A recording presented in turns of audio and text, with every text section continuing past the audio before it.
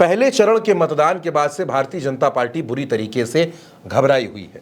पहले चरण में 8 सीटों पर मतदान हुआ और अगर मतदान प्रतिशत की बात करें तो 8 सीटों का अगर मतदान प्रतिशत देखा जाए तो ये 63% के आसपास रहा और यही भारतीय जनता पार्टी के लिए बड़ी टेंशन है।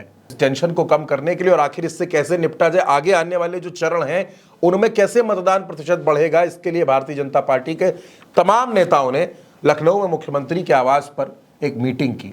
मीटिंग 2-3 राउंड में हुई जिसमें दोनों डिप्टी सीएम थे, प्रदेश अध्यक्ष थे, संगठन के महामंत्री थे, यूपी सरकार के 2 बड़े मंत्री स्वतंत्र देव सिंह और जेपीएस राठौर ये भी पहुंचे थे और उसके अलावा संगठन के तमाम नेता थे।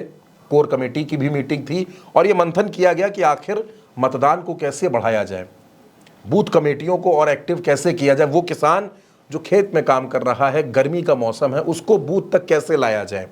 इन तमाम मुद्दों पर भारतीय जनता पार्टी ने मंथन किया। दरअसल भारतीय जनता पार्टी इस बात से घबराई हुई है कि अगर उत्तर प्रदेश को देखा जाए तो सिर्फ उत्तर प्रदेश में पहले चरण में जो वोटिंग रही वो 7% कम रही पिछली बार से। कुछ सीटें तो ऐसी हैं जहां पर 10% तक कम मतदान हुआ। अब इसे एक्सट्रीम वोटिंग भी कहा जाता है। एक्सट्रीम वोटिंग यानी 2 तरीके से आप समझिए।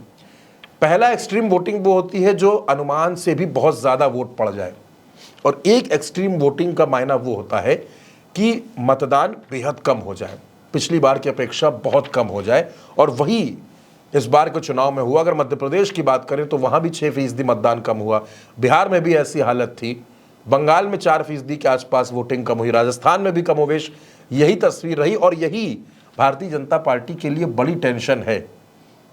क्योंकि अगर देश में मोदी लहर होती, अगर 400 पार के नारे पर जनता को विश्वास होता, तब तो जनता दिल खोलकर मतदान कर रही होती, बूथ पर लंबी लंबी कतारें लगी होती। जो लहर को लेकर वोटर पहुंचता है बूथ पर, वो वोटर आखिर कहां गायब हो गया। यानी भारतीय जनता पार्टी इस बात को समझ रही है कि कहीं ना कहीं नाराजगी भी है और कहीं ना कहीं जो नारा वो दे रही है 400 सीटों का, उसमें डेंट लगता हुआ नजर आ रहा है और उसकी तस्वीर पहले ही चरण में समझ में आ गई। अभी आगे 6 चरण और हैं।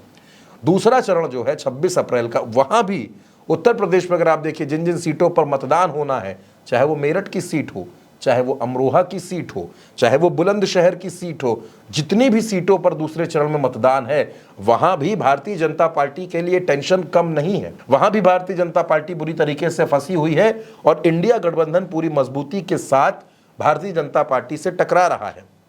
ऐसे में भारतीय जनता पार्टी की पूरी कोशिश है कि किस तरीके से वो वोटर्स को निकाल कर बूथ तक पहुंचाए।